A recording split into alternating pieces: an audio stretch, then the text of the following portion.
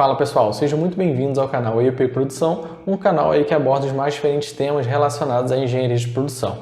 Eu me chamo Lucas Costa e no vídeo de hoje você vai estar vendo o quarto módulo do nosso treinamento do Relatório A3. Esse é o último módulo, hein, pessoal. Se você porventura perdeu algum dos módulos, não deixe de assistir, eles vão estar disponíveis aqui no canal, tá ok? Sem mais delongas, vamos logo para o vídeo.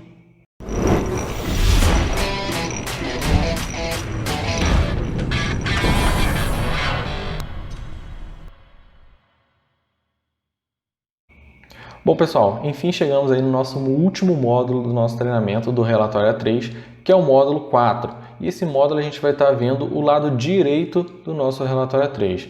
Lembrando aí que a gente já passou pelo módulo 1, o módulo 2, o módulo 3, onde a gente entrou aí de fato na utilização do Relatório A3, onde a gente conheceu o lado esquerdo, e agora a gente chega no nosso último módulo, que a gente vai desvendar o lado direito do nosso Relatório A3. Então, recapitulando, esse é o nosso exemplo de relatório A3. A gente tem aí os dois lados do relatório A3, o lado esquerdo que é composto aí por 4 etapas e o lado direito que é composto aí basicamente por 3 etapas. Então, ao todo, o nosso relatório A3 tem 7 etapas. Então, o que a gente tem dentro do nosso lado direito? Então, o lado direito do relatório A3 ele se refere à condição futura, à condição desejada. Lembrando que o lado esquerdo referia-se à condição atual do nosso problema, ok? E dentro desse lado direito, a gente passa por algumas etapas, que são elas: as contramedidas propostas, o plano de ação, o acompanhamento dos indicadores, tá ok? A etapa que a gente tem dentro do relatório A3 do lado direito é as contramedidas. Lembrando que a nossa última etapa foi a análise da causa raiz. Então, uma vez que as análises e objetivos foram bem definidos, então a gente pode partir agora para as contramedidas, que é uma fase que pode se tornar bem problemática. Por que ela pode se tornar bem problemática? Porque, por vezes, em muitas indústrias, acabam sempre abandonando boas ideias por não ter uma contramedida muito clara para a sua implementação. Então, por isso, é importante, e eu ressalvo sempre para vocês, listem todas as contramedidas, definam a avaliação para cada uma delas e seja bem específico quanto ao seu respectivo benefício, ok? Mas eu deixo uma pergunta para vocês. Vocês sabem de fato o que é uma contramedida? Então, isso é bem importante na hora da definição do nosso relatório A3.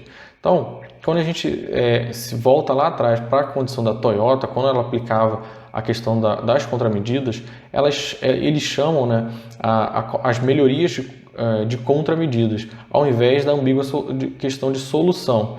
E por que isso tem uma grande diferença? Porque eles entendem que eles estão enfrentando um problema específico e que quando eles aplicam aí, de fato a melhoria contínua, eles sempre vão estar identificando uma nova contramedida para aquele problema, nunca de fato uma solução, porque quando você entende que na sua essência a palavra solução, você vai estar de fato solucionando aquele problema e nunca mais ele vai voltar a acontecer, né? Então eles entendem que chamando de contramedida, aquela contramedida é aplicável para aquela situação, para aquele momento, e que depois com a melhoria contínua pode surgir uma nova contramedida que vai aí estar aperfeiçoando ainda mais a resolução daquele problema, ok? Então a ideia de fato é levar a organização ao estado ideal, que só se faz exatamente o que o cliente necessita com segurança quando necessário, na quantidade necessária e sem desperdício. Por exemplo, mais um exemplo para vocês. Não adianta, às vezes, eu fazer um investimento que vai me custar, sei lá, mais de 20 mil reais, sendo que naquele momento não é o objetivo, ou não vai solucionar todos os meus problemas. Então, por mais que eu entenda que vou chegar à solução de fato para o problema, mas não vai estar causando um impacto de fato para o meu cliente e além de ser muito caro. Então, eu vou estar sendo bem objetivo na minha utilização da minha contramedida, porque às vezes eu posso estar economizando e lá na frente vai estar surgindo uma outra tecnologia, alguma coisa que vai estar reduzindo esse custo que poderia ter sido aplicado agora de 20 mil reais. Então, pensem sempre nisso na hora de vocês aplicarem as contramedidas, tá ok? Então, após definir as contramedidas, geralmente ocorre a fase de aprovação, e aí eu coloco mais um ponto de atenção para vocês.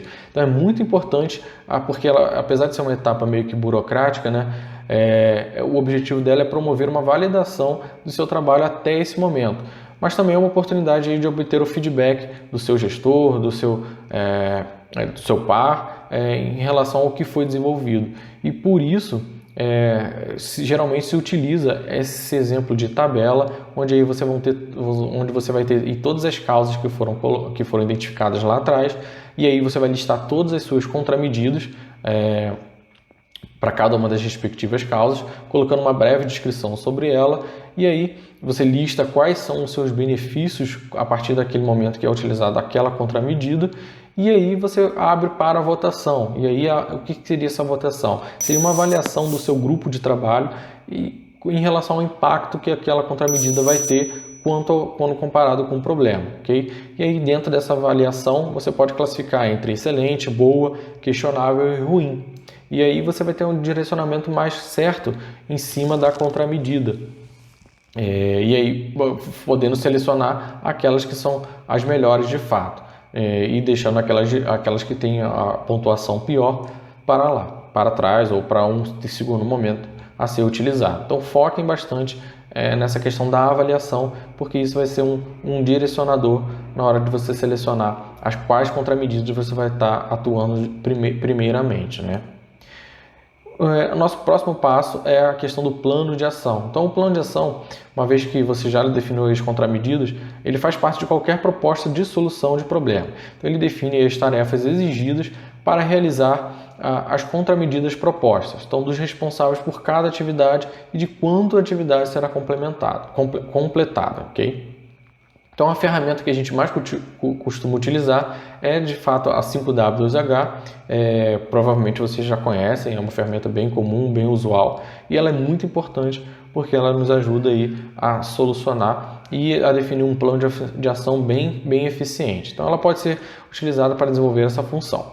Então, após definir o plano de ação, para implementar o relatório A3, é preciso listar e informar as pessoas para coordenar as suas tarefas dentro do prazo estipulado. Então, isso é um ponto muito importante, pessoal. Não adianta você colocar o nome de uma pessoa se ela nem sabe que está participando dentro desse plano de ação. O que vai acontecer? Ela não vai saber dessa ação e não vai tomar as respectivas, não vai realizar as respectivas atividades para, de fato, solucionar aquela ação, resolver aquela ação.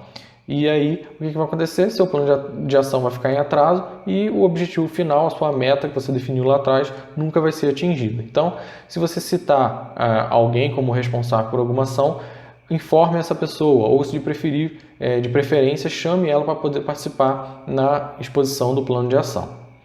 Esse aqui é o exemplo de plano de ação, usando a metodologia de 5W2H, né? Como vocês podem ver. Então, é uma ferramenta bem simples, você sempre tem que definir o que é a sua ação, o porquê ela precisa ser realizada, onde ela vai ser realizada, por quem vai ser realizada, quando ela precisa ser concluída, né, até quando precisa ser realizada, como vai ser realizada e quanto, se porventura, vai ter um investimento necessário. Então, essa é a ferramenta, a metodologia de 5W2H, e ela é bem importante aí na utilização do plano de ação.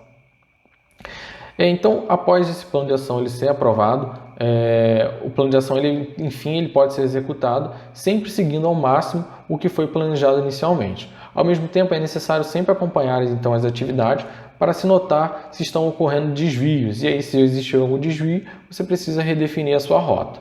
Então, caso os resultados estejam sendo atingidos, as mudanças são estabelecidas como parte dos processos e os resultados então são expandidos. Então, se finaliza a ação, verifica se ela foi eficaz. Se foi eficaz, você estabelece no processo e expande isso para outros processos, tá? Caso eles não estiverem sendo satisfatórios, retome os esforços necessários para descobrir o porquê e busque novas soluções corretivas. Então, essa é basicamente a dinâmica para você verificar como está o andamento das ações, tá? Por fim, a gente chega à nossa última etapa, que é o acompanhamento dos indicadores. Então, aí para a gente fechar o nosso relatório A3 de maneira bem concisa, de maneira bem eficaz, a gente precisa acompanhar os indicadores. Então, após a execução de todas as atividades do plano de ação, é de se esperar que haja uma análise entre os resultados estipulados e os resultados reais. Então, quando eu imaginei que aquela ação seria tomada, ela causaria algum impacto dentro da minha meta, dentro daquele meu objetivo. Então, agora a gente de fato precisa apontar para ver se essa meta, com essa ação concluída, eu atingi aquele objetivo que foi proposto, ok? Então existe uma tabela, uma matriz que vão nos auxiliar em relação a saber se eu estou dentro do objetivo ou fora do objetivo, tá? Então é bem simples de ser utilizado. Então vou verificar primeiro se as ações foram executadas e se a meta, correlacionando sempre se a meta foi alcançada. Então, por exemplo, se as ações foram executadas e a meta foi alcançada, então o meu projeto foi efetivo. Agora, se as ações foram executadas e a meta não foi alcançada, eu preciso rever o meu planejamento. Agora, se as ações não foram executadas e a meta, mesmo assim, conseguiu ser alcançada, então aconteceu alguma coisa aí externa que possibilitou essa condição. Não é uma coisa muito usual de acontecer. E por fim, se as ações não foram executadas e a meta não foi alcançada, ou seja, eu preciso executar as ações. Muito provavelmente eu não tomei aquela ação que eu tinha planejado inicialmente. Então, é sempre necessário acompanhar o desempenho de uma meta ao longo prazo. Para isso, os indicadores eles podem e são muito úteis, né? Os indicadores de desempenho também podem ser chamados de KPI, né? E são métricas que quantificam sua performance de acordo com seus objetivos organizacionais, tá? E aqui, por fim, eu trago para vocês um exemplo da importância de vocês utilizarem os KPIs, tá? Então, são 5 razões aí para vocês sempre utilizarem os KPIs quando vocês vão avaliar quantas ações foram efetivas ou não. Então, elas são muito importantes para resolver problemas ou atacar oportunidades, são muito importantes para analisar padrões ao longo do tempo, para realizar os ajustes e se manter no caminho de fato certo, para medir o seu progresso, obviamente, e então para monitorar a saúde financeira da empresa. E lembrem-se, muito importante também, a apresentação dos indicadores precisa ser de fácil entendimento para todo mundo. Lembrando que o relatório A3 é uma ferramenta de gestão visual e que todo nível da organização precisa ter o mesmo entendimento. Então é de fácil colocação para todos. E de novo, por ser uma ferramenta de gestão visual, sempre procurem utilizar de gráficos, de tabelas, de infográficos, enfim, todos os esquemas visuais que vão te auxiliar na